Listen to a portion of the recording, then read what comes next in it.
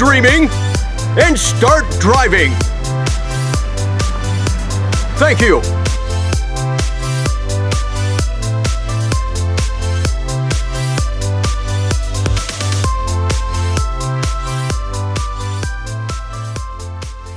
This guy bought the 1963 Corvette you're about to see new in 63 when he was 18 years old.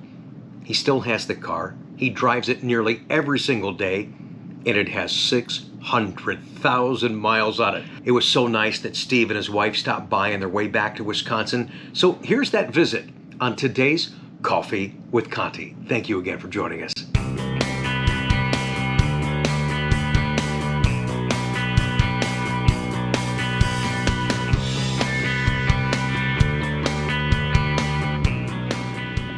Okay, you guys know I don't like vlogging early in the morning, but I'm not even awake yet. Let's pretend that I am. You're gonna love this. Look at that. Look at that. Steve, I remember you from the ride around the lake. Yeah, that's years ago in Wisconsin when I worked up the great people at EVS. Yeah. And what's your wife's name? Marilyn. Marilyn. Hi. Good morning. Good morning. You guys are a lot more awake than I am, but absolutely. Where are you coming from, man? Well, Madison, we came down to the show down in Lancaster, which we did 2 years ago, and then we liked it so much, and they treat us pretty well down here, so we thought we'd come back down again, and we have, and so now we're headed back to town, back home, but through Michigan and across the big... I guess you met somebody on the Corvette forum, and what are they doing for you tonight? Yeah, they're going to feed us supper tonight. They want to meet us. We've only met them through emails and telephones, so found us on Corvette forum. I'm on Corvette forum on C1, C2, of course. And, sure.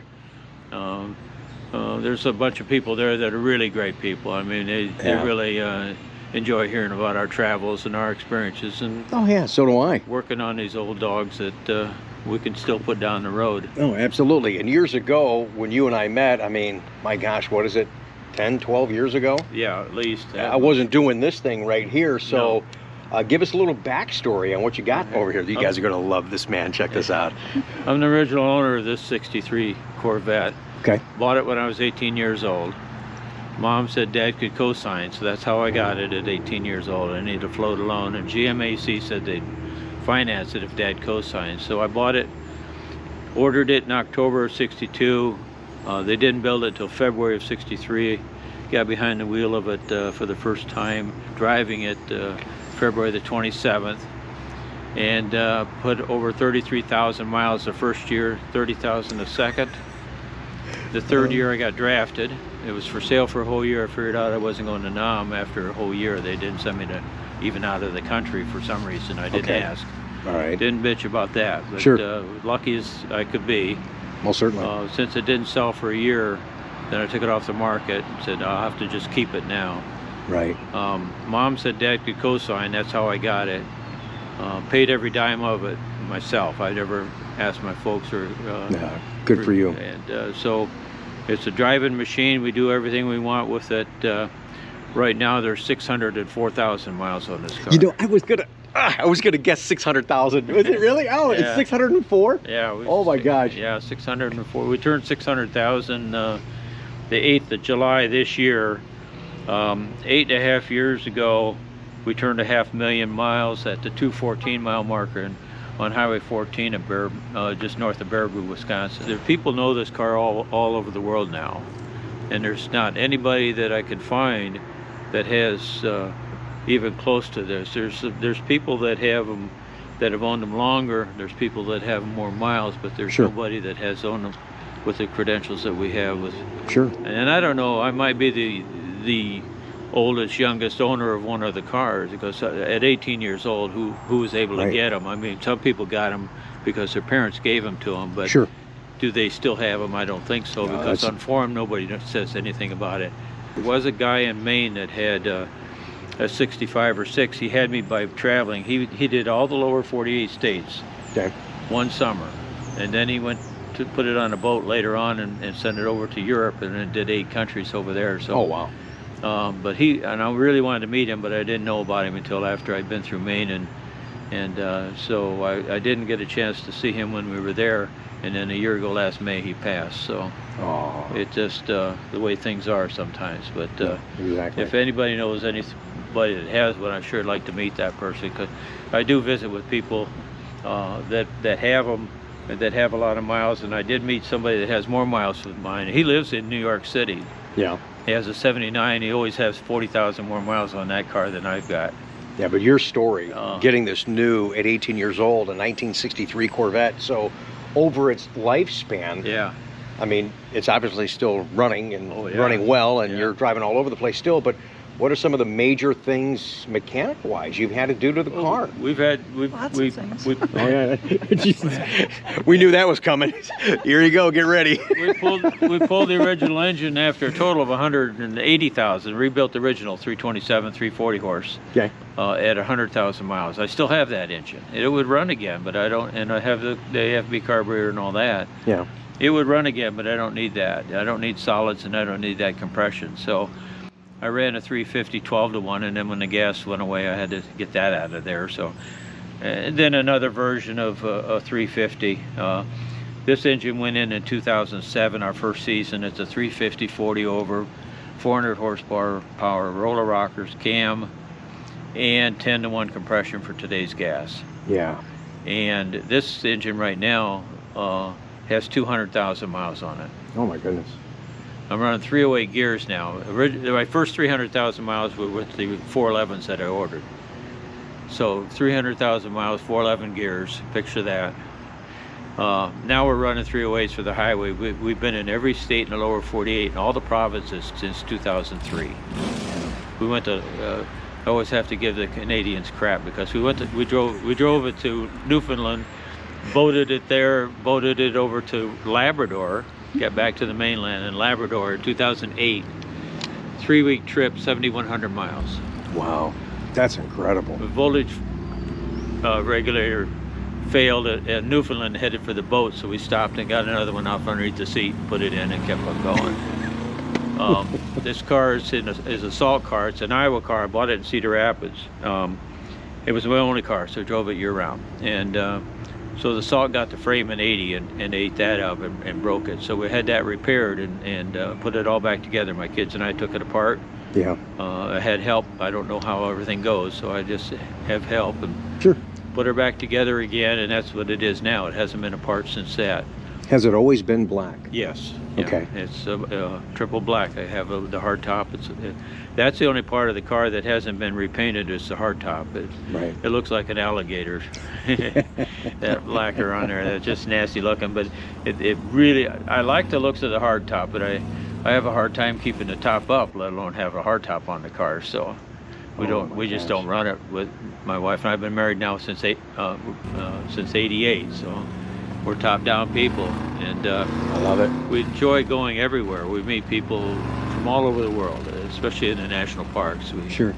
I feel bad about even stopping in national parks, because they're sitting there trying to figure out the national park, and we pull in and they come over here and start looking at this, and I right. Oh God, I can't. Once you start telling them the story too, well, I mean, yeah. I try to get away from them sometimes, just because they're not there to see us. Sure. But they still come over, but I don't pass off anybody. We just enjoy meeting people, visiting, and sharing a story, and saying, yes, you can drive these things forever. Love it. And we were featured when they found out about this car in 2012 for Bloomington Gold.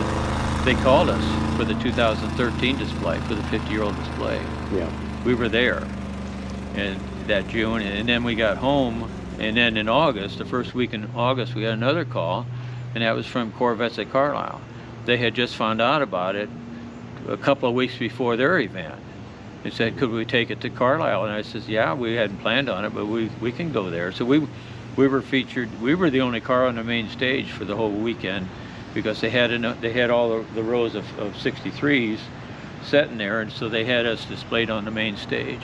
Well, just knowing what a huge fan and supporter you are of Corvette, knowing that your intention always was to drive it. Oh, yeah. To this day, from 1963 to 2021, you're still driving it. Oh, yeah. 600 plus thousand miles. and you still have an amazing spirit and passion for the car. I love that. That's kind of the stuff we talk about, right, guys? Here, 2 years ago, we had 575,000 miles on it. So we've put 29,000 on it in 2 years in spite of COVID. We did 13,000 last year. Sure. In spite of COVID. Wow. But and the car is used for everything. We go camping. When we go, we usually have our tent. And not on this trip, but we wimped out and did motels. But we camp with it. We take it to the Boundary Waters. We have a hitch on it. Even right now, there's a hitch. The ball's not on it, but we have the rack on there for our easy up and our chair, so we can be comfortable while we're sitting around. But we go to the Boundary Waters each year with our trailer behind us and a 21-foot canoe on it, and our gear in that canoe, in the trailer rather, and go to the woods. And then our outfitter that we've been using for a lot of years, Canoe Country Outfitters, they store the car in our building while we're in the woods, so nothing happens to it. No bears get in it. Yeah, exactly. Oh my gosh. But I'm so glad you kept me in mind after all these years, man. Well, it's what it is. I still have a couple of photos of us all when we were gathering together during the I don't want to see those. That's heavier. I got a mustache. Yeah. And so that was a fun thing. We did that. What was that lake that we drove around in Wisconsin? Winnebago. Okay. Yeah, that's a fun trip. We still enjoy going to that one. That's always the first Sunday of June. Okay. And they really like us there. They end up at their sponsor Chevy dealership, and no matter when we pull in, we have our spot, the spot that they've allowed, you know. And yeah, so, that's called respect.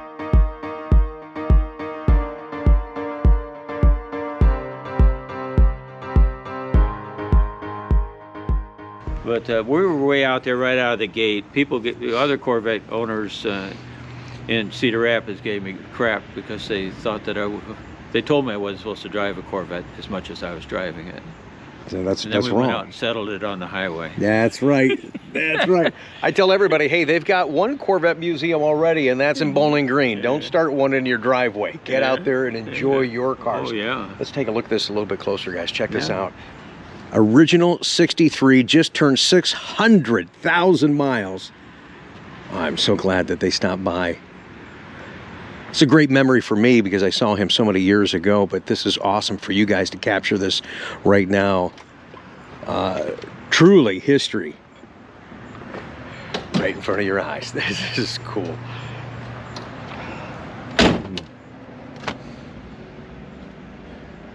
We've updated the radio. We've got iPod going on. In 64, I had a reel-to-reel, 7-inch reel-to-reel right here. With speakers and an inverter. I was way out ahead of my time. The AM FM radio never worked a month in a row, so it was an AM radio signal seeking is what it is, and it's on the shelf. These seats still original too, Steve? The seats are, but the cover's been changed a few times. Okay, the covers. I was gonna say we're all wearing out. Sure. Well, yeah, absolutely. I got somebody else's corneas these days, so. This is our 350. It's running a Holly. We're running MSD. We have updated some things, and that's this. Actually, we run two systems. There's a box here and a coil, and then another box and another coil. So when this system failed, it's on here now, I flip a switch, change the coil, change the harness, and I'm on the other system and on the road. This engine went in 2007, so I went with the MSD distributor that runs tack drive, so I run my mechanical tack. No power steering and no power brakes. Wow. Didn't order them, didn't need them, still don't. I have fast steering, in fact, adjusted on this, so I did that the first summer I had it. It needed tires at 19,000 miles, so bought new tires and had to change the tie rods to the front holes and never changed the back. Wow. So now it takes a half a turn out of from lock to lock. So he's got 600,000 miles with no power steering. Yeah, I don't need it. Here, let me see something here. Oh yeah, that's a rock. So we've had 4 front ends on this.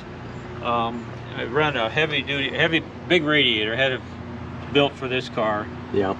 I have systems here that are redundant in a way, but I run an electric fan on my radiator if I need it, and otherwise I have it switched on the dash anyway. If I need it, I know it, and I turn it on.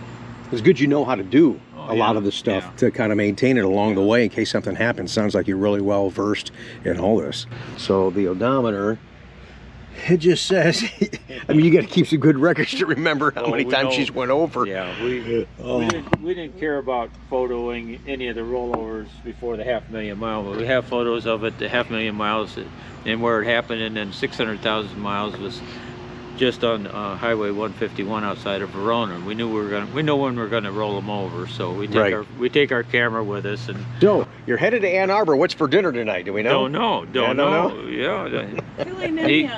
He asked me what I didn't want to eat, what I wouldn't eat, and then he figured out. Well, he first asked about Greek. He's got a Greek last name. I can't pronounce it right now, but right. I don't know. And it's gonna be fun because, like I say, well, you got some good weather. Yeah, you got some good weather. We didn't even wrap stuff in plastic. The thing leaks back across the back end of this thing. Well, that was the nature of the beast back then, and still to this day. Yeah.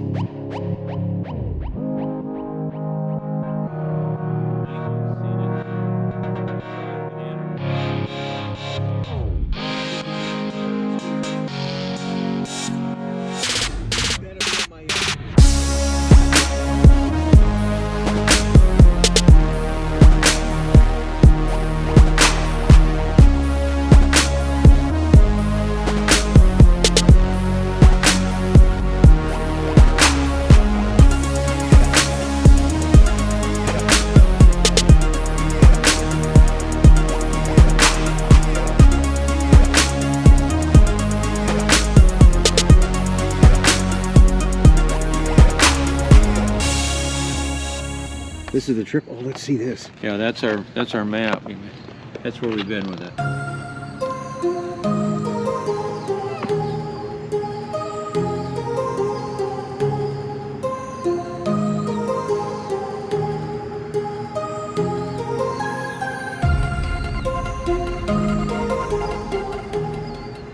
Wow, that's awesome. Thanks, Marilyn. Let's hear this sucker right now. Thank you, Steve. You bet, Rick.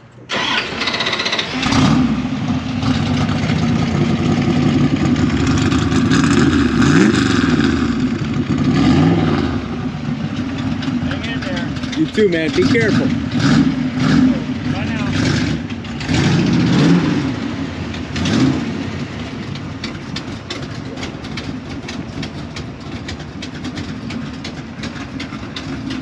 What an amazing story. Incredible, fun journey, you guys. Exactly what we've been talking about all the time on this channel. Get out there, drive and enjoy your Corvette, as Steve and Marilyn are each and every day and have been since 1963. Thank you, Steve, for thinking of us and coming by to see us. Always a pleasure, sir.